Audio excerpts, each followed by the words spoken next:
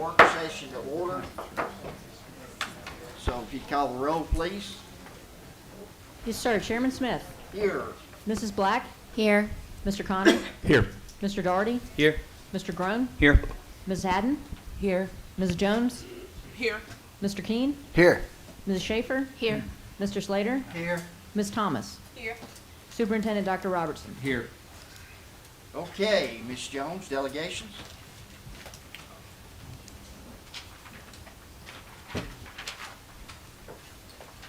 Okay. We have 3 that are on the agenda and then 3 that signed up prior to board meeting.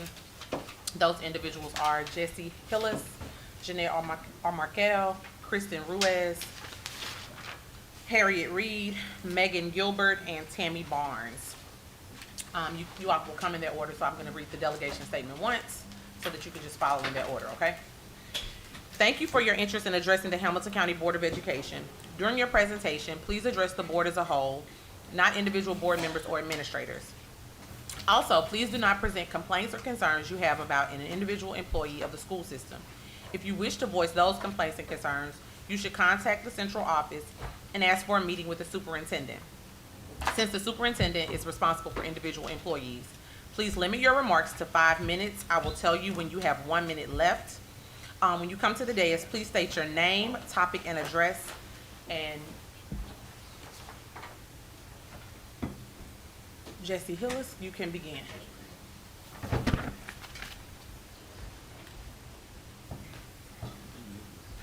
Thank you all so much. I'm Jesse Hillis, cell phone policy, and you said address? Your name, topic, and address. 804 Mississippi Avenue, Chattanooga, Tennessee. Okay. Ready? All right. Thank you all for giving me the opportunity to speak tonight, and thank you for all the work you put into our school system. First and foremost, this is not a criticism of leadership, just my experience working with kids over the last 15 years as a coach and a science teacher. And as a science teacher, I like to use data to drive my instruction. So there are 2 themes I want to focus on tonight. The first theme is mental health awareness and loss of instructional time due to cell phone use. So if I may, could I pass out some data for my board members? Yeah.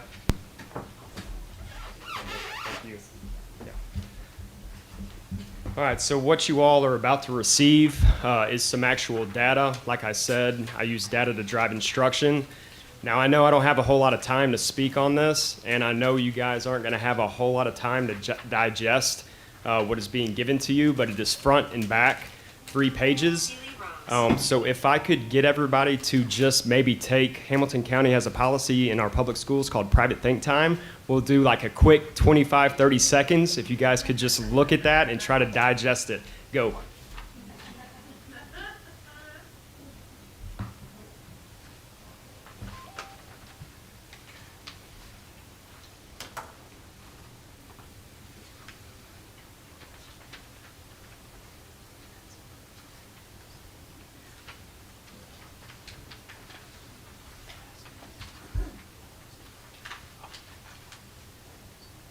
Okay, due to my limited time up here, that was not very much, but I want you guys to hold on to this.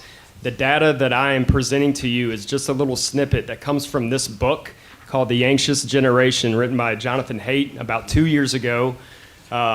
This book lit a fire under me and is really why I'm ultimately here presenting in front of you guys today. But the data that you're looking at is specifically from the United States, but there's data sets from all over the world, from multiple cultures, that pretty much say the same thing. So another thing I want to point out in the graphs especially, there's a gray area. This is what the author categorizes as the Great Rewiring that occurred from 2010 to 2015. And basically that means our adolescents' brains have neurologically changed as a result of a screen-based childhood. So I'll let you digest that on your own. So back to the point.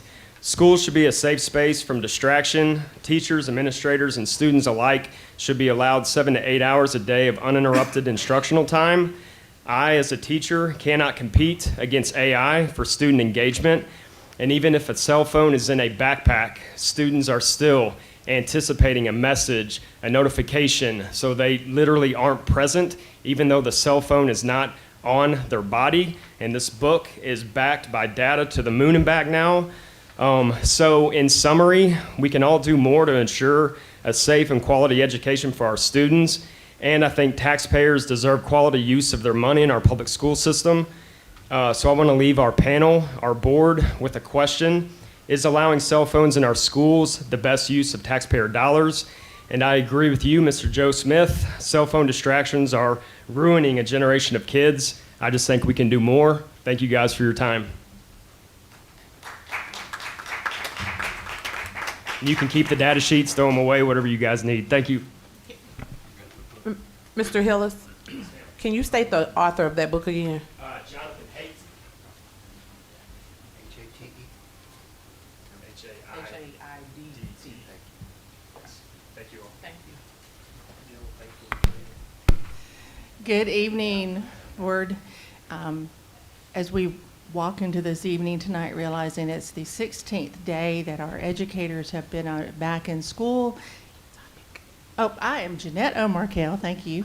6731 Flagstone Drive, teacher concerns, educator concerns. As I was saying, we've been back, educators have been back for 16 days, students have been back for about 10 or 11, and things are going well from what I'm hearing, but it's still a roller coaster at the beginning of the year. There have been a lot of questions to me as we have moved in and already gotten the first paycheck of the new salary scale, and people are questioning and the budget. So there's still a lot of concerns that teachers have, and we are trying to help them remember the conversations from the spring. And I just wanted to come tonight and ask you, as you continue through this year, to remember that the value budget that is still held for the steps and the raises, that as you look at any monies that are found, saved, appear miraculously, whatever happens, that those be earmarked for the steps and for your raises so that our teachers feel the value that they deserve. I appreciate all that you're doing because I know your hearts are there. I just wanted to put it out there on the table again. Thank you, and you guys have a good evening.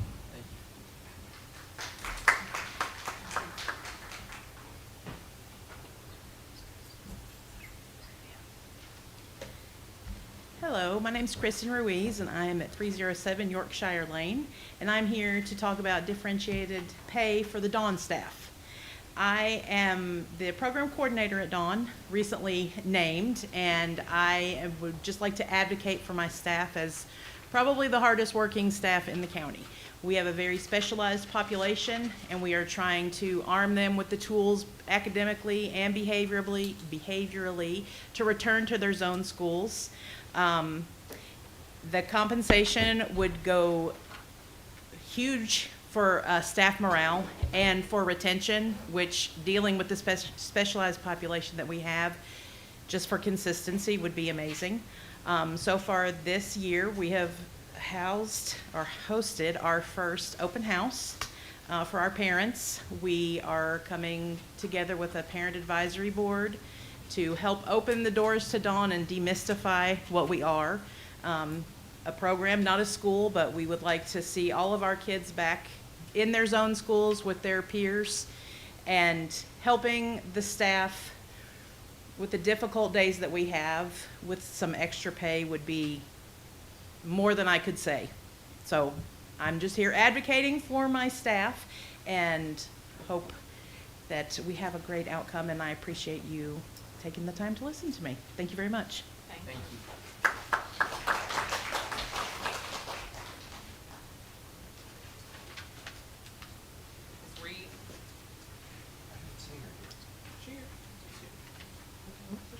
Oh.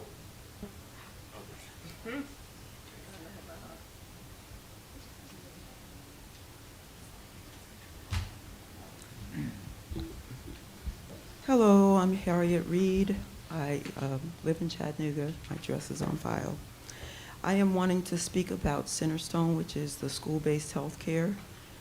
And the first thing I'd like to say about the school-based health care is that it has exploded all over the country, but it hasn't produced any results.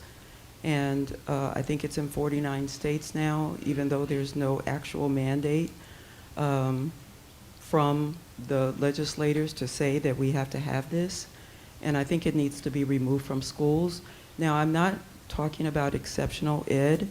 I think that's a different category. I'm talking about all the rest of the elementary, middle school, and high school students. If students need mental health care, that is and should be the purview of the parent and no one else. I think it's an intrusion into where parents need to be making the decision for their children what counselor they want their child to see. And one of the things that you may or may not know about Centerstone is that I've heard that they used to put all the profiles of the counselors and so on online so that you could review them. They don't do that anymore. Centerstone is basically a gender-affirming care institution, and many parents don't want their children to have gender-affirming care. If it were me personally and my child, I would want them to have a Christian counselor. That's just me personally. But every parent should be able to make that choice for their child. So when you bring in this whole school-based mental health, when you bring this in, you are taking that option away from parents. And here are these mental health professionals observing your child. Maybe the parents don't even know it. And they should actually have an option to opt out at the beginning of the year so that their child is not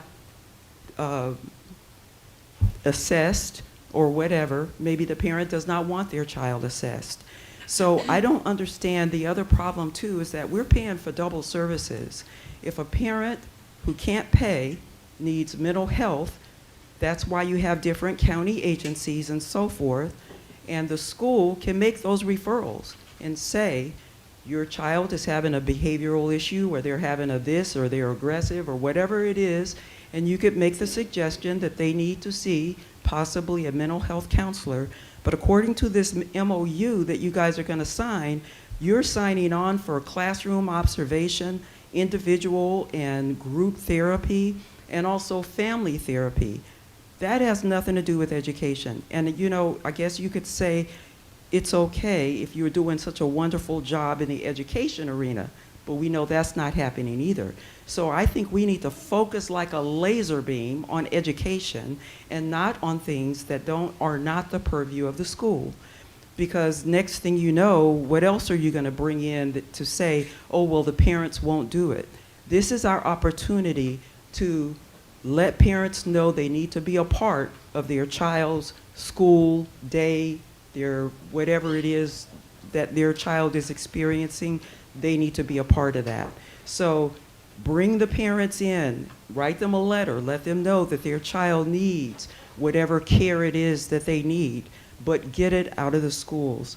And the other thing that's problematic with this is that there is no there are no clear benchmarks for anything that Centerstone's doing. Where are the benchmarks? Where's all the progress? Is there any place where you can say that we have a measurement of success? And what is the relevance to their educational goals? The fact that they, maybe they feel better about themselves. Okay, that's a good thing. I'm not going to say it's not. But did their education improve? So the school should be focused on the educational component. The mental health part is the purview of the parents. And I just feel like whatever progress they say they're making, it needs to be visible, it needs to be documented, and it needs to be aligned with the priorities, the educational priorities of the school, and nothing else. Thank you.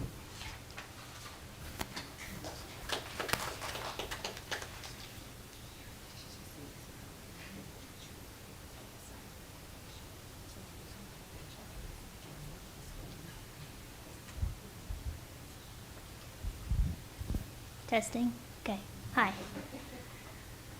My name is Megan Gilbert, and I will be speaking to mental health. I respectfully have a little bit different of a view, and I live at 3901 Weldon Drive in Eastridge. So, what I wanted to say today is, regardless of how you feel about the state of the nation right now, I would like to think that we can at least all agree that there is a lot going on. We may not even agree on the causes or even what the problems are, but there is a lot going on. What I want to focus on tonight is the student experience right now, because these students will become our working class, our future leaders, and our future leaders in the upcoming decades. The students starting kindergarten this year will never know a world without technology. The students graduating next year will only know this as the first economy that they are stepping into, whether it be for college, the workforce, traveling, parenting, or whatever. For good, bad, or ugly, this is a vastly different reality than one that many of us have experienced, including those on this elected body. Each generation is shaped by its environment. For today's students, the environment is no longer just school and home. Technology has expanded their world. They can search and learn just about anything with a quick Google search. They can make friends across the globe, and they can see real-time images of wars and crises. This does have an effect on their mental health, their outlook, and their needs in ways that other older generations did not face. I don't have all the answers, and I never will claim to, but I do know this. Adults, especially leaders in the home, in the school, elected and otherwise, still have the power in shaping the environments our kids grow up in, and that's why I want to speak to the issue of student mental health. At prior meetings, I've heard comments that I felt were very divisive, and quite honestly, it kind of broke my heart, and that's why I'm speaking here today. Our students, I don't believe they benefit from us plotting or shaming or fighting, or I don't. We are an example, and I believe they benefit from adults working together to support them. I will say this, I do not care what political party you are, on the board or otherwise. I care that our community leaders are setting an example by working collectively to keep focus on what's best for our students right now, right here in our community. And that means listening to those in the schools. At the end of the day, if we can listen, learn, and work together, then our children and our community will be stronger for it. I.e., I think mental health is important, and I'm all for supporting students in this way, given the times. Thank you.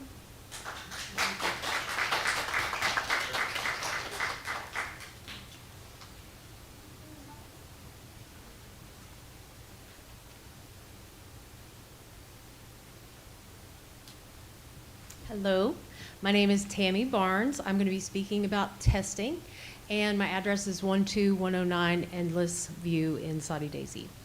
So I wrote this great speech, and I've had to kind of chop it up a little bit. Shout out to Mrs. Cass at Soddy Daisy High School, because I spoke to her literally right before I came here, and she did answer a lot of my questions, but I do still have some concerns regarding the new quarterly assessments. So where I come from, I have been, I've raised 3 boys in Soddy Daisy, and my oldest child started school in 2005. So for 20 years, I have been a participant in Hamilton County schools. And I've had, and they've gotten worse, but over time, I've had 3 major concerns. Number 1, Tennessee is 47th in the country for public school funding, and now we're competing with private school vouchers. Teachers have less autonomy and teaching to the test instead of focusing on individual student needs. And I think that we can all agree over testing students. Just 3 months ago, parents and teachers from our community came together to speak, write letters, and beg you to please reduce testing. Our kids are stressed, teachers are underpaid, and overwhelmed. The benchmarks are disruptive to the schedule, they're not state mandated, and they are costly. So due to excessive testing, the kids aren't taking the test seriously. I know, I have a teenager. He doesn't care. And he's not putting forth his best effort in a test that is disrupting the schedule, taking 1 or 2 class periods, and not getting a grade for. So, I'm here today because I heard that the district was creating a new quarterly assessment to be given after the first and third quarter, which to me, and I'm just speaking honestly, my next logical conclusion after hearing that was that this was a direct response to the school board vote in May to eliminate benchmarks tests that would be given after the first and third quarters. So I reached out to Angie Cass and I emailed her and asked her for clarification, hoping that I was wrong about that. We have been emailing back and forth this week, and ultimately today she said, "Can I just call you? We have a lot." So I am grateful that she did, and we had a great conversation. She did answer some of my questions. I wasn't sure if this was mandatory or optional. There's a lot of confusion about that, who's using it, how it's being used, if it's being used consistently across the county in every school or not. Apparently, what I understand now is that it is up to each administration. These are similar to what we call an EOC. I don't know if that's a countywide term, but end of quarter exam, which is required, and teachers are usually responsible for creating those. So this will be 1 class period. It's not something that's outsourced. It's going to take up less time. I believe it can be used for a grade. And I do want to say, and my son, I hope he's not listening because he won't like this, but I do want to say that any test that is being given needs to be counted as a grade, because I know my child, and I know if he's not going to get graded on it, he's not going to give it everything he has. So that being said, I'm all over the place right now. So this is something being created by content leads, and it's not necessarily a bad thing. There's just a lot of questions about it. Is it being done consistently? Do teachers have a say in how it's going to be used and whether they use it or not? As far as I can tell, it's up to each administration making that decision for the entire school. So it's about teacher autonomy and over-testing students. Testing is still testing. It can have value, but we're still dealing with all of the state-mandated standardized tests, and we simply want less. I can see how this can benefit teachers, and I also see that we might need to reassess the feasibility of having any benchmarks at all in the future. Thank you.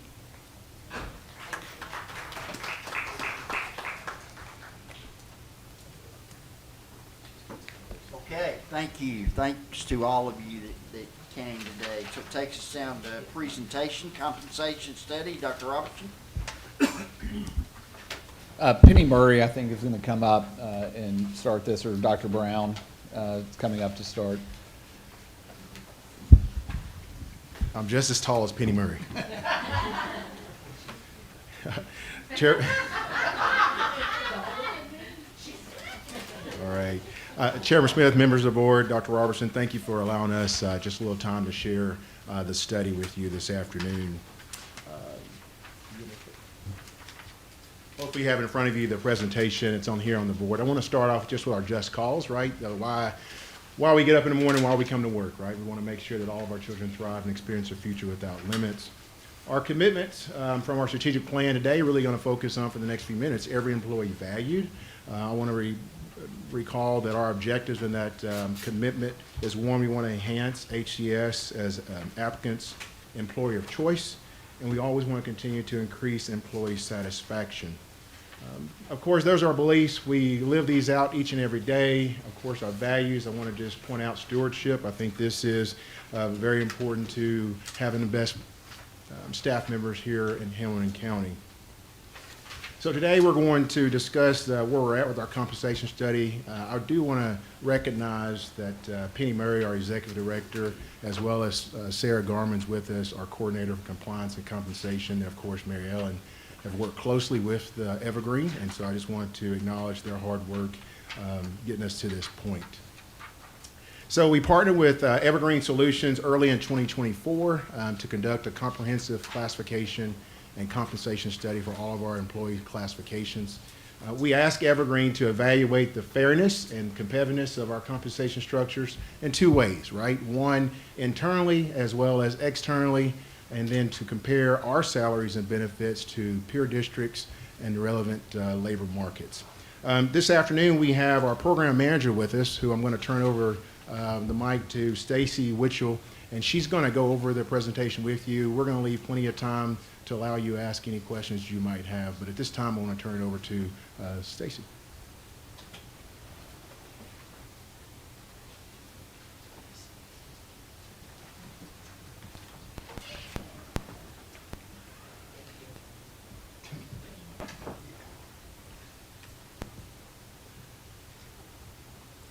Well, good afternoon. Thank you for, hold on, I'm not that tall. Okay. Good afternoon. Thank you for having me here today. Chairman Smith, board members, and superintendent. Pleasure to be here. The project has gone on for a while. Worked really long and hard, long hours with your project team on this, and excited to be able to share it with you. So the PowerPoint today, we will go through the study itself, the purpose of the study. We'll discuss the internal review that we did. We'll look at the external, and then we'll look at how all of that came together for your recommendations, and then obviously next steps. For any of our projects, we want to start off with the study goal and what your study goal was. And the study goal you had first and foremost was to do that internal review. Let's look internally. Let's look to see how you're organized right now. Let's look to see how the strengths and weaknesses of your current system. Let's look to see how your positions are aligned and how folks progress through that system. Externally, we want to look at your market. We want to look at your market peers and see how you align with the market. So if you think about a bell curve distribution of your data, where do you fall in that bell curve?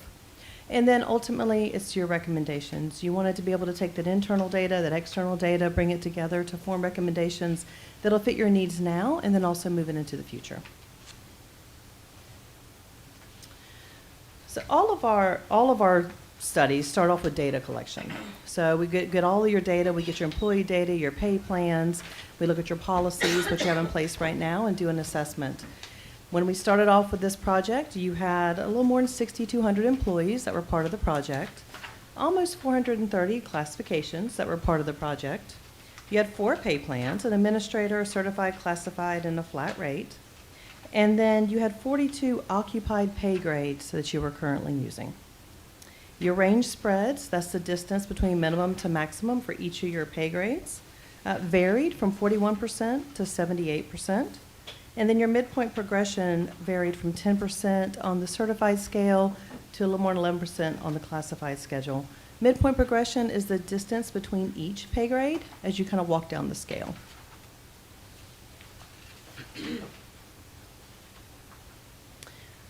What we found when we looked at your data, like I said, well, your range spreads were 50 to 70%, or I'm sorry, they varied widely. The best practice is typically 50 to 70% across most public sector organizations. You did have the 429 classifications. We did find that there was some repetitiveness in that, and some of that system driven. So same title, but it would have a location or a date assignment behind the title. So and then you had a few other duplicates in there. Average tenure of all of your employees was about 8.6 years. And then we also noticed when we looked at the distribution of their salaries across the pay grades, that 50% of them, a little bit more than 50%, were paid behind the midpoint of their pay grades.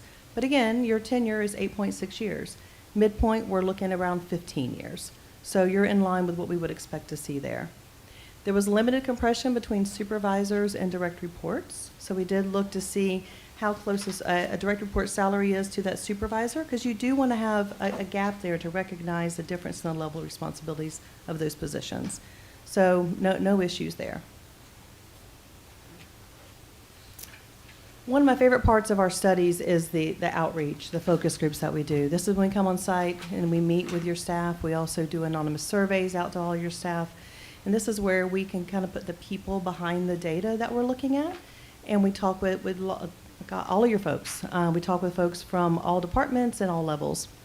And what we always ask them is, why here? Why did you want to come start and continue your career here with Hamilton County? And what we found was, by and large, it was location. People lived in this community. They're from the community. Many of them were part of the school system themselves. They graduated from here. They valued the security and stability offered by the school system. The compensation, the benefits, the retirement was very highly valued by your employees. And then the schedule. I know a lot of us, I used to be in a classroom myself, and it's, as a mom, it was very nice to be able to be on my child's schedule. And that was also mentioned throughout the focus groups. When we asked them about areas of concern, some of the things that came up were the increases have just not kept up with cost of living. That's something we hear at a lot of different places where we go. Competition with private sector. Again, public and private sector are different, and your folks were kind of feeling that competition. Salary compression, there was a perception that there was more salary compression between employees within the same classifications and with the hiring dates, newer employees coming in on top of employees that have been here for a few years. So that was something that was brought up. Spousal benefits and the cost of them was a concern. Inconsistencies in stipends and how they were applied was brought up. And then titles and duties not reflecting roles. So a little bit of drift between what the title is and what the job was actually doing. We end each of our focus groups in a survey with, give me your top 3. So you see 4 here, because these were the 4 things that really kind of came out of the focus groups and the outreach with your employees. They would like to have adjust compensation to account for cost of living, and then provide increased opportunities to learn about benefits, inconsistencies in comp and class practices, and address salary compression between new and existing employees. And again, that was the feedback or the perception of your employees right now. Part of the internal review is also what we call our job assessment. And we do this through the primary way of applying what we call our job assessment tool. The job assessment tool is applied to all employees, so all employees have an opportunity to participate. And we ask them to give us information about their position. Not just what's on the job description, because we have those. I need to know, give me your 30-second elevator speech about what you do, right? And then I want you to answer some specific questions about your position, so we have a better understanding of those other factors that relate to your position and where it is within, relative to all of the positions within the school district. And what we found were some areas of inconsistency. Again, no surprise, you see that. You get a little drift in your positions. You have coordinators are great examples. You have coordinators that may be doing any number of things. So that was one of the areas that we found. And then just some overlap of roles and responsibilities across other classifications. Nothing that really stood out as being, I would say, egregious, right? It was things that we would normally expect to see as systems are responding to the needs that happen during the course of any given year. Based on the analysis and discussions, though, and follow up, and I'll show you a slide in just a few minutes, we did come up with a defined hierarchy of your titles and levels. So in the future and moving forward, you can say, okay, what does it mean to be a director? What does it mean to be a deputy? What does it mean to be a coordinator? It gives you a framework to follow when you're creating and assigning new positions in the future. Externally, your market survey. For your market survey, the purpose there is to see, like I said earlier, where you fall in relation to the market. So we want to see, do you fall at the 50th percentile of the market? Are you leading or lagging in any area? And what are those areas? We want to identify and address any inconsistencies or disparities that we may see. And then we want to look also at the benefit offerings and how you compare to the other peers. We also did apply a cost of living factor to the data that we collected. We want to make sure everything's at the value of your dollar here, because obviously all of your peers aren't right here within your own county. So for your market summary, we looked at 20 public sector peers, and about 155 classifications were used as benchmarks. We did look at some private sector data as well, especially in those areas of the trades where it's tough to compete in the private sector. We looked at peers based on proximity, district size, demographics, budgets, things that are offered, services that are offered, and who you're competing with. The peer list was selected through a collaborative effort. It wasn't something that just we did or your project team did. We went through this together to make sure we had a solid list. And we had over 1,100 data points to use. And also keep in mind when we're matching and collecting the data points, we're matching on the function of the position. We're not matching on job titles, because job titles, again, there's enough drift in your own organization, there's even more drift between organizations. So we're looking at the essential functions of positions when we do those matches. What you'll see here is that overall minimum differential. So when I look at the minimum salaries across all your different peers as compared to you, you guys are about a little more than 4.5% behind the market at the 50 percentile. So if I look right there at the 50 percentile, top of that bell curve, you're about 5% behind. As we move over through the midpoint to the maximum, you'll notice that the maximums, you're a little more than 3% behind, because some of your ranges are wider than peers, but for some pay grades, they were more narrow than peers. So that's why there's a little bit of difference there in that data. I got a couple questions. I don't know if this is the time to ask them. It's on this particular slide. Okay, well, go ahead. That's fine. So tell me what COLI stands for first. Yep, that's the cost of living index. All right. So now, why have you separated out City of Chattanooga from Hamilton County Schools? I understand Bradley County Schools and Cleveland Schools because they are two separate school districts. We are one school district. Why is No, that's the city of Chattanooga, the government. Okay. That's the All right. employees. That's the government, Yep. 'cause they have Hamilton County government down here as well. All right. You're right. I'm sorry, yes. So yeah, what we're looking All at there, the others are school systems. they are, because some of your positions crosswalk over to other public sector organizations. An accountant is a great example. Administrative, any of those positions easily crosswalk to other government organizations. So we pulled those other local peers as well. Okay. Okay? Jeff, I believe, Larry, you have a question too? Oh, I'm sorry, go ahead. I have a question concerning competition with the private sector. Okay. For me, that's an issue because getting a degree in education, you know, a master's degree for me was incredibly easy. The only courses I had problems with was testing and measurement and statistics. So I struggled in those. But I made A's in all the other courses. And I found it to be really very easy as opposed to getting a degree in microbiology or a law degree. There's just a world of difference between, so when you talk about private sector, what are you looking at? So what we were looking for there was a lot of what we compared to in the private sector were your positions that were in the trades. So how those positions compare to other private sector opportunities here within the local area. And we look at that in order to give you some anecdotal data, because private and public are very different organizations, and they pay their employees very differently, and they respond to the market, the changes in the market a lot more. Public sector is a lot more stable. But in those areas where you're having challenges hiring, electricians are a great example. Electricians, mechanics, any of these other trade positions, you need to know what the private sector is doing so you can be as competitive as you can afford to be. That's what we're looking for there in the private sector primarily. Well, I'll give you an example. Is that we have this really great auto mechanics program at one of our high schools. And some of these kids have dozens and dozens of certifications for all sorts of vehicles. It's not easy to get those certifications. But we've had kids in there 3 or 4 years, 3 years anyway, as part of that program. And they have literally worked very, very hard to get these certifications because not only might they want to be auto mechanics, but they also want to be diesel mechanics. I had a student once who did that at a community college once, and he was working on diesel engines that were the size of this room on, oil platforms in the middle of the ocean, walking into a 6-figure income right out of 18 months of trade school.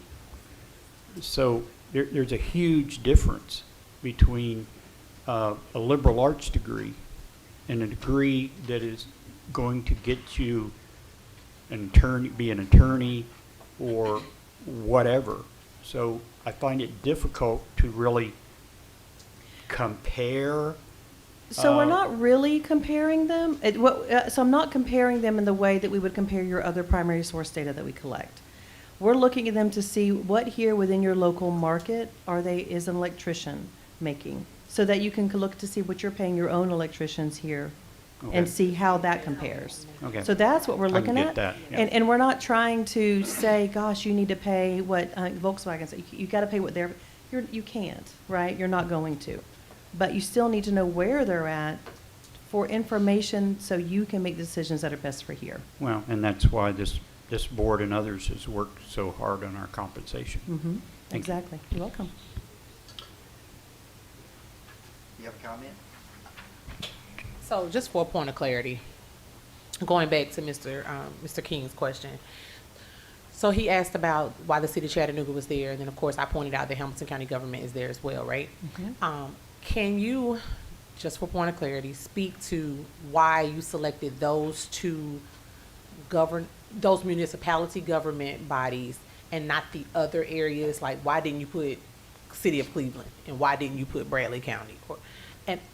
And the reason why I'm asking that is because from my train of thought, which I don't want to be incorrect to my peer, but I share with him, I thought that maybe that's because City of Chattanooga government and Hamilton County government are competitors to us as well, and we do have a lot of positions that mirror them. Mhm. And I gave the example of Head Start has a pre-K teacher, Hamilton County has a pre-K teacher.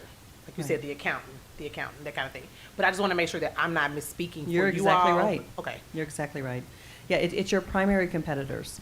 And we had 20 peers to include onto our list. So I didn't have 50, right? So we had to come in and look to say, okay, who are those primary competitors? Who do we want to include in that list of 20 to pull the data from? And that's where they came from. Okay. I just didn't want to be Mhm. Okay, continue, please. Yes, sir. All right, so what did we find in our external review? We found that the districts had significantly more stipends and supplements than many of your other peer districts. We recommend reviewing those academic and program supplements. Consider rolling up into essential functions where it's appropriate. Keep the ones that you need. Otherwise, roll up where you can. You have both flat rates and ranges that are currently used. We would recommend one methodology. And pick the one that best fits your need from administrative standpoint, budget and planning standpoint, and transparency. The district is competitive on average with your academic and athletic stipend rates. Keep in mind when I'm looking at the stipends paid there or supplements paid there, we're looking at the district funded and supported stipends, and what was reported to us from all your other peers is the same. There was a variation in calendar days, appear to be driven both by specific area need and available budget at these either specific schools. And then overall, we did look at your 10, 11, 12-month positions. The peers offered on average 241 days. You had on average 249 days for most of your positions. Jill, you have a question related to this slide? It was actually for the previous All one. right, let's do that. Let's get through the Okay, and then we'll- I just presentation. wanted to know what cost of living index you're using. Is it for the county? Is it for the state? Like for That's by comparison. counties. Okay. It's at the By county level. Mhm. Okay. Yep. All right, thanks. That's it. So for external review, we also looked at benefits summary. I want to keep in mind, this was up to last fiscal year. We've crossed fiscal years now at this point. But we did receive all or partial data from 18 of those peers. We did find the district contributes more on average than peer organizations.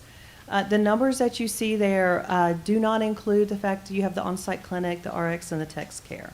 So that would be on top of these offerings here.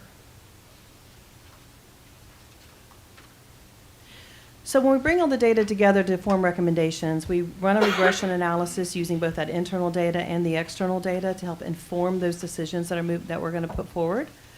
And we want to start off with the classifications and your classification levels here. We want to recommend that you take the classification levels, that system, the tiering structure that we developed with your project team here and implement that moving forward.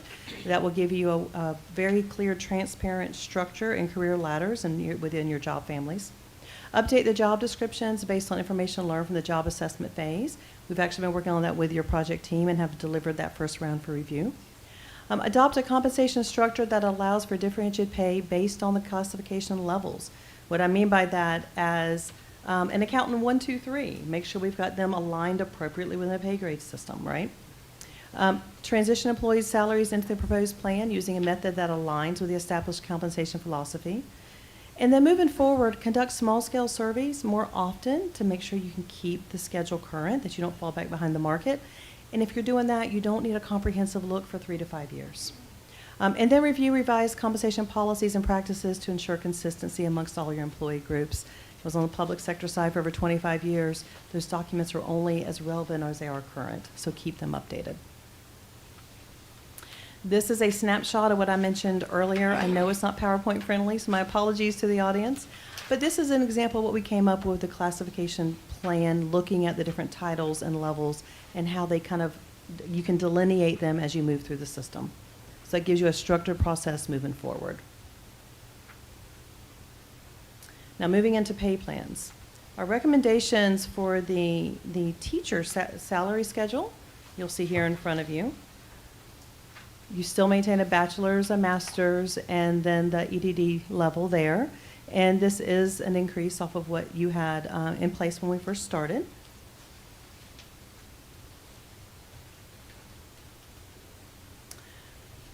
For your classified, your general schedule, this would be pay grades 101 through 20 and ungraded for you to be able to use for emerging needs or temporary needs. You have 9 pay grades right now, so we're expanding that to give you more room to align your positions appropriately. So you've got delineations between your classifications and levels based on the role, responsibility, and risk of each of your positions.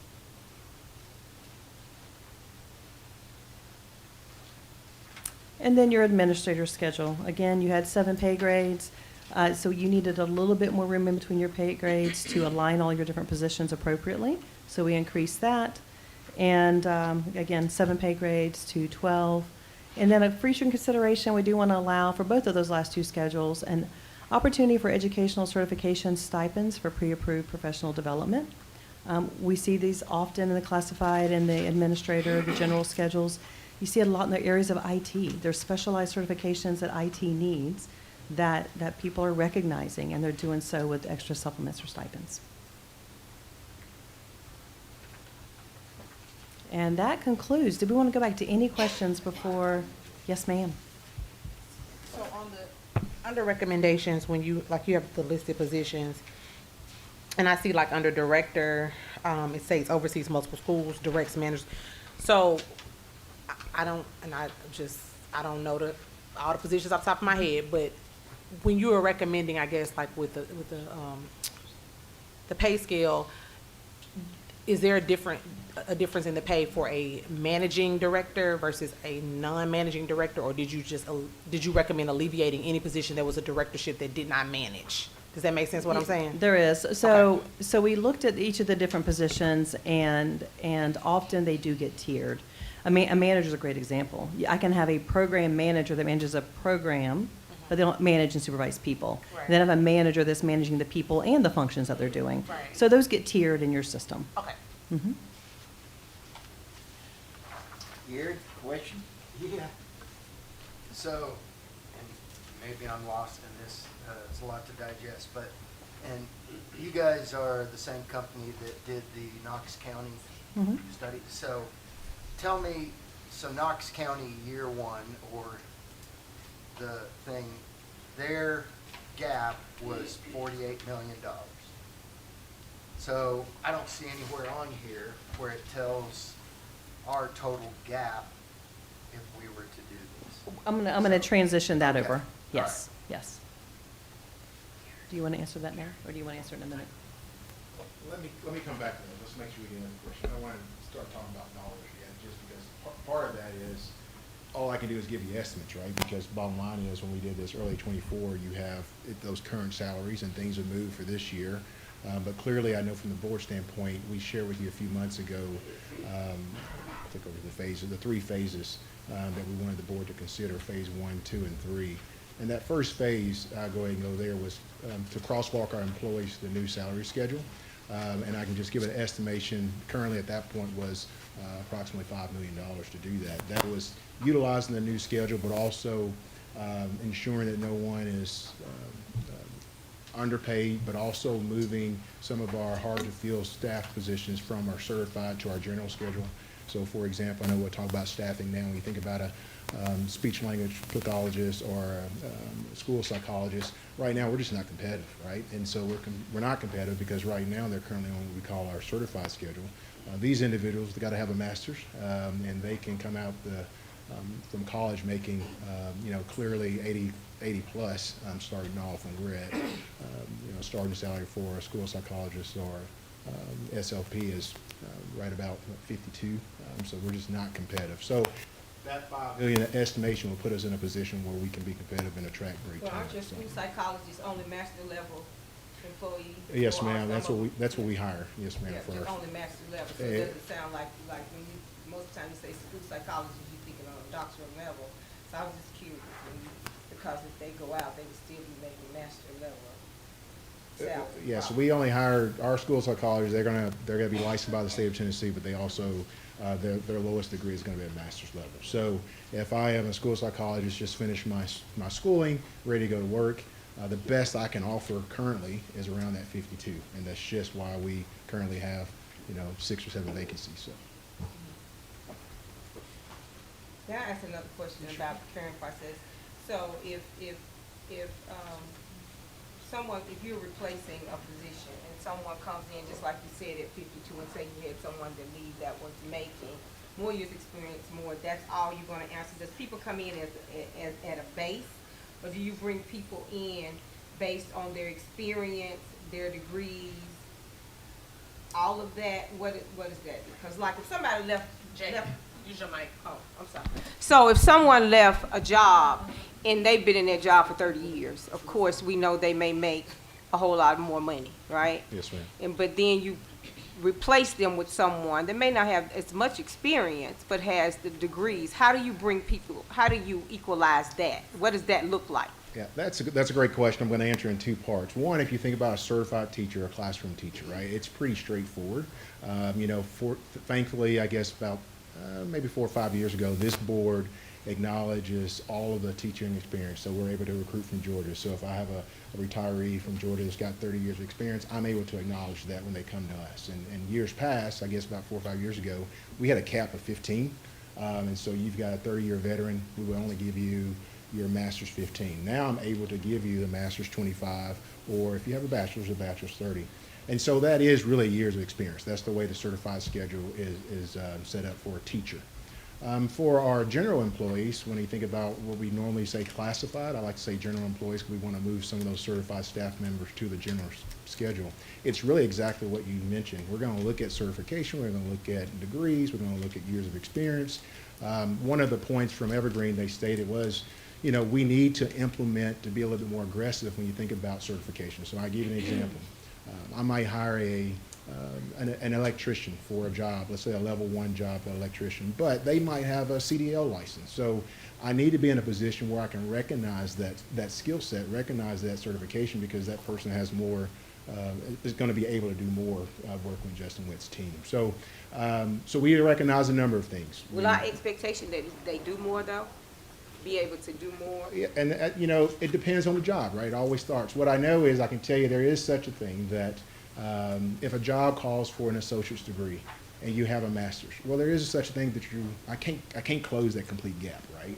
I've got to recognize that what I need to do is try to get you in the right chair. So if I have a position that is open that you're qualified for, I want to kind of direct you there so I can award you, appropriately. But so we look at everything, years of experience, certifications. We want to be a little bit more aggressive because we want to make sure we have a structure where I go back to electrician, right?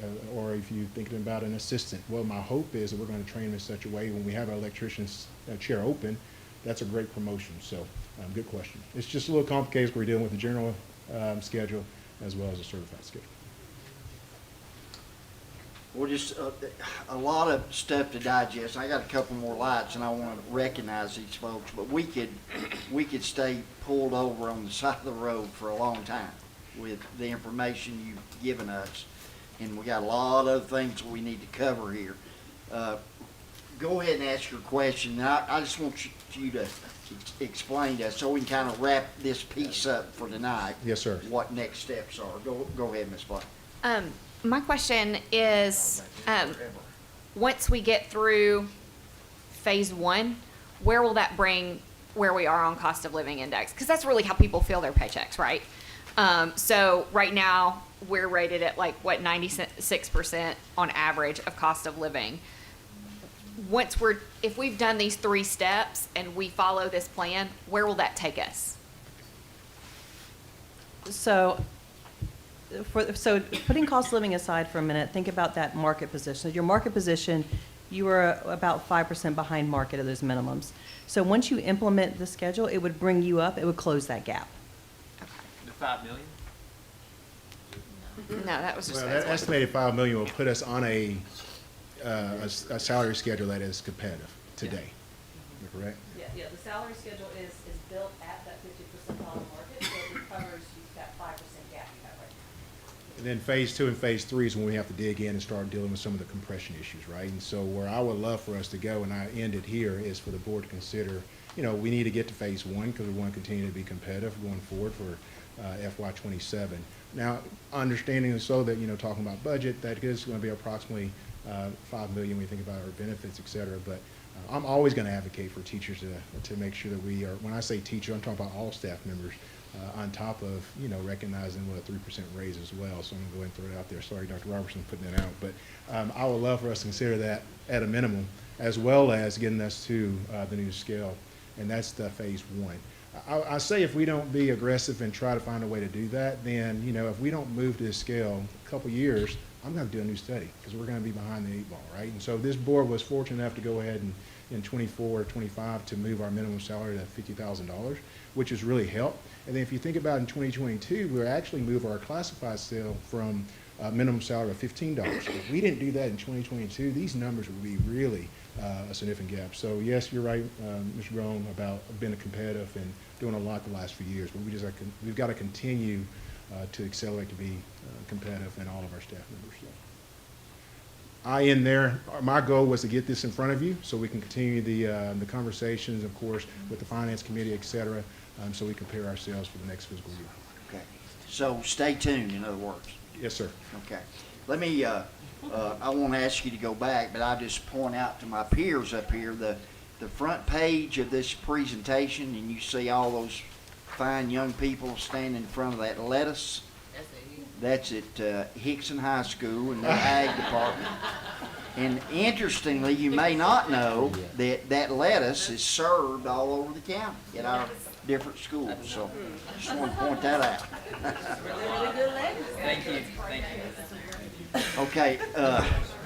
Now we've got, guys, we've got several items that we need to discuss here, and we've got little time. And so I just want to throw this out there and let you chew on it a little bit. I've kind of noticed the pattern over the last several months. Shirley does our agenda, and then we all have things we'd like to add to the agenda. And then before you know it, then we're in the position we're in tonight. We're not going to get to all this stuff. That's happened before, and we put it under board matters, and we'll do that again tonight. But just to think about this and chew on it a little bit, a lot of these things could and should, in my opinion, be handled through committee, and would really help us to be more focused on this agenda work session time. So just think about that moving forward as we want to add things to the agenda. If we can capture some of those issues in committee meetings, it might be better. So with that being said, I'm going to start to my right over here on our committee updates, and then Ben, we'll end up with you, and then you go ahead and give us your report if you would. So, Mr. Groen, Transportation. I have no report at this time. No report. Athletics there, Mr. Slater. Yes, sir. We, Coach James and I met with the committee day before yesterday, so we're getting rolling on a lot of that stuff that we've been talking about. Okay. I'm not on the committee. Yeah, you're on every committee. You're not chair of the committee, but you're on every committee. You're on safety. Y'all decided they were needed. Mr. King. Yeah, we Facilities. have a facility meeting Monday at 5:30, and we will talk about a few things. Phase 1, Phase 2, Phase 3, and the new Phase 4 money that we will hopefully approve sometime very soon. Okay. So you don't know when that'll be just yet? You'll. Monday at 5:30. Okay, all right, good. Monday at 5:30. Okay, Ben Daugherty, Finance. Yeah, we're going to piggyback on the facilities meeting and knock it out that same night as best we can. So next Monday. Correct, next Okay, Monday. all right. Ms. Jody Schaefer, Policy. Policy meeting is Tuesday, September the 9th. We'll be reviewing first quarter policies, which starts with the first reads tonight. Okay, thank you. Okay, Mr. Connor, legislative update and then changes. We've had some changes. So Few changes, that's right. So I'm not going to take up too much time. The board has gotten an email from me with very lengthy items that we're going through. As everybody knows, I left directly from here to go to the legislative update from TSBA. So here are some of the notes. Obviously, one of the biggest ones that was talked about in special session was vouchers that were passed. 20,000 vouchers, half of them are income adjusted to 300% of the free and reduced line. Which is more than the previous items because the free and reduced line is already at 130% of the poverty line, and it was increased to 300 from 200%. Half of them are open to anyone. So the kind of thing that everybody's been saying is like Faith Hill and Tim McGraw could choose to use that one. If 75% are claimed, it automatically jumps for the next year, and we have already had 75% of them claimed, so the number will jump next year. And it did include a $2,000 bribe that cost the state about $130 million. They didn't include all the actual educators, so this is a note of really important for our board. In our budget, we chose to add $3.5 million to cover all of our educators. So that's a big feather in our cap to make sure that we didn't forget about some people and made sure that everybody got it. The TISA funding was raised from $7,075 per student to $7,295 per student. Two notes there. It costs about $10,000 to educate a high school student in our district, and that's from teachers to toilet paper. So the other part of that is the local addition to that. So that's our sales tax, property taxes. And another really important note is every time that the TISA funding increases, so does the funding to vouchers. Next year's vouchers will also go up to $7,295. There was a big bill that had a lot of different items of cleanup. The most important one for us is that it took away us needing permission slips for a nurse to give out a Band-Aid or just talk to a child. So that's a really big thing. That was a really bad oversight on a bill that was not intended to do anything towards our nurses. So it's good that they saw that and cleaned it up. Requirements, a big conversation piece as school has gotten started back was the PE requirements. Elementary students must have 40 minutes of unstructured play outside, not included PE, cannot be withheld from physical play as a punishment. And equally, we're figuring that can't do punishment of like walking and count that as well. Punishment is punishment, exercise and play is exercise and play. That's just, let's see. Temporary credentials, this is a really awesome thing. I actually had a person reach out to me who was credentialed in 2 other states and wanted to be an educator for us and was actually applying to one of the private schools but really wanted to work for the public school system. I got her in touch with Dr. Brown and he was able to get her situated, and really awesome to say that she is a 6th grade teacher in our system and well credentialed on her way to be in Tennessee. So this is a really awesome part of that that's allowing for us to find well qualified educators and get them up to our standards of qualification, but get them into the schools so we don't have that gap loss. So really awesome thing there. Teacher evaluations, there's been a couple of different notes to teacher evaluations. Updates in which students are counted in the scores to be used for teacher review, and making sure that students that they get halfway through the school year aren't a distraction to their actual numbers. So really honing in and making sure that the students that they are educating are the ones that they're judged on, as should be. Sorry. Another note kind of in the nursing area, at least one full-time employee at each school must be required to annually receive training in seizures, safety, and other first aid. So making sure that we don't, if for some reason we have a school that doesn't have a specific nurse at it, there has to be someone trained in at least the basics of nursing to be there. So kind of follows that conversation point, and probably something I'll go down a little bit further when we're talking about nursing and staffing at the next point. Two things that are on here that we have already talked about and that we have already in place. Reporting incidents to parents. We've got policy on that. We're doing a great job with that. I think today was a perfect example of how quickly and well thought through communication went out to parents. I know that I have all 4 of my girls were in schools that were under lockdown at some point today. And I will say out loud, thankfully that was not a true shooter, but I was scared to death as it was. I was actually on the phone with Dr. Robertson when he got the text and had to go, so it's jarring. And then the second thing, I know that we're going to talk about it again later, the cell phone policy bill. It does have some things that we're noting tonight.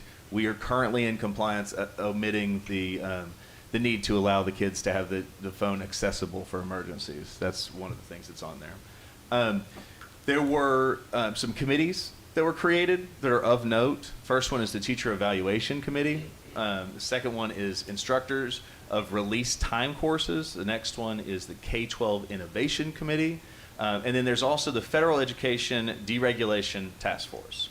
So I put this under committees. It's a task force that would basically is formed and would take over if any aspects of the current federal schools were gone. If we lost that, it's our way to answer where that goes.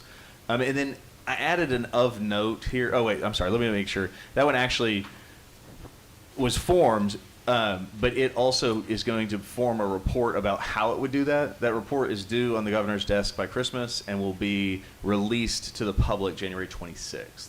And then the final of note one, the Health Committee. We have some local members on that. I believe Michelle Renaud is on it. But that's something that isn't exactly tied to schools, but at the same time, public health and the nursing, that's always an important note there. So just real quick, does anybody have any questions? I know that I sent you guys a very lengthy email after my meeting. So if you don't have any here, please always feel free to reach out to me. I'd love to answer them. You know that I love doing that. No questions? Okay. All right. Thank you all. Thank you, Mr. Connor, for that very thorough report. We appreciate your work, buddy. Okay, I'm going to skip over for now the discussion of the board agenda because we may not get there, but I know that 2 or 3 of you have some things that you wanted to be added here, so let's address those now. So, Ben? Yeah, we're going to scratch the custodial service updates. I've already spoken to Gary about that. We can just talk about that in the facilities meeting on Monday. And then I'm going to pass everybody an amendment to a policy just as a notice. I'm going to make a motion to amend policy 4.700 during the regular session under board matters. So just a notice on that. And then I did have a question for Dr. Robertson. Just felt it was a healthy conversation to have in light of some of the recent changes. The recess time compliance, I don't know the exact term that the state used, but obviously state law. Just wanted to level set with you and kind of how district-wide enforceability is happening that across the school. Yes, sir. So at elementary, it's a little bit easier. We're able to obviously put that into the schedule. We've got some schools that are kind of going back old school, doing a early morning, like shorter recess, and a afternoon that's longer. Some that are doing it 40 minutes at a time. We're still running. Ms. Schaefer and I were kind of making eye contact about the walking thing. There's still some components of it that we're trying to work through, right? There used to be common practice of 5 minutes at the beginning of recess you've got to walk. Obviously, talk to Scott, we're both on the same page that that's no longer allowable under this current law, so we've got to make some adjustments there. I've talked to a couple of teachers that have said that this isn't happening, we've got to look into it, and so Dr. Stewart, community superintendent's working with principals not only to get it in the schedule but to ensure that we are in compliance with the law. Okay. I appreciate that. Obviously, every school is going to manage it time-wise, their own discretion. Just want to make sure we're on the same page about it, because obviously it's a change, but an important change. Yes. Okay. And thank the middle schools and high schools, we're still working because there is a component there, right? And we're still working there to get that it's 90 minutes a week. That one's a little bit harder to show because every schedule is different, and you're not going to put in 90 minutes to the schedule. But what we see a lot of middle and high schools doing is through advisories or other things like that, of giving kids time to go outside, walk. Most high schoolers are probably just hanging out and talking, but we are addressing that component of the middle and high schools as well. Okay. Thank you, Dr. Robertson. Okay, Gary? All right, so we have a policy meeting on September 9th, so a lot of this can be answered there. My question right now, what is the policy that would include the teacher insurance during suspension, Mr. Bennett? And I know that's a off-the-wall question, but I think it's like, it's 5 something. Yeah. I think 5502. And we can find it. All right, thank you. I should have. Before the policy meeting, we will have it, I promise. All right, appreciate that.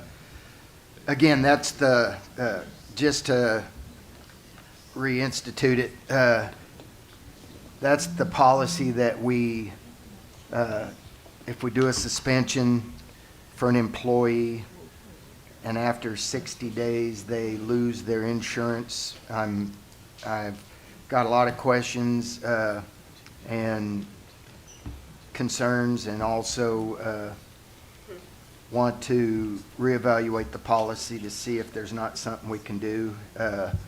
Ms. Russell, are you in here today? No? All right. So, Patricia Russell, I've put her in contact with a company called Volunteers in Medicine. They are a Chattanooga-based company, 14 years, and I've met with them. They will provide insurance at no cost to our employees during that 2-month time, actually up to 3 months if needed. But Ms. Russell's going to set up a tour of their facility. If any of you want to go, she'll get it out to you, I hope. If not, I will. But we need to, there's the idea about teachers are guilty until proven innocent is the kind of policy that we're taking.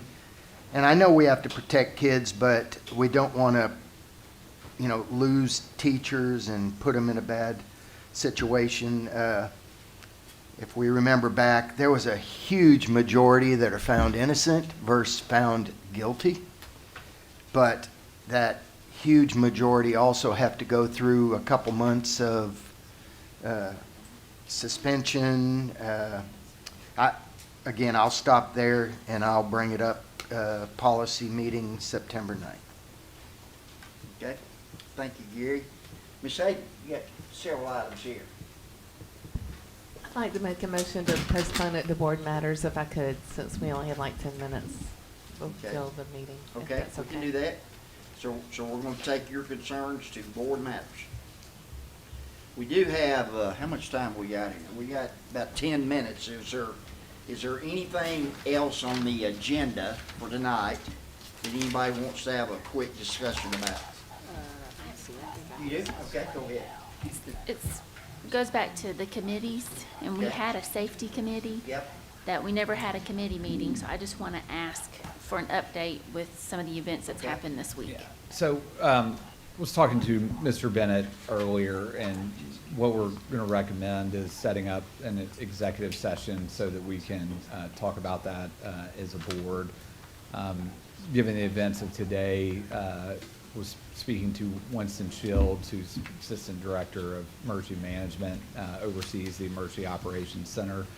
And he agreed to host us there. I think it would be a really good opportunity for the board to kind of see a coordinated effort in how it works with, everybody from the Sheriff's Office, Chattanooga Police Department, Homeland Security, EMS. And so we're going to try to get a executive session scheduled to go over safety items and schedule it at the EOC, the EOC. And so we'll get that back to you with the date and time and try to, make it at a place that the majority of you could be there. That's good, thank you, that's good. Anything else anybody wants to bring up in these waning minutes of our work session? Okay. All right, so we'll stand adjourned, take about a 5-minute break, and then come back for our regular session.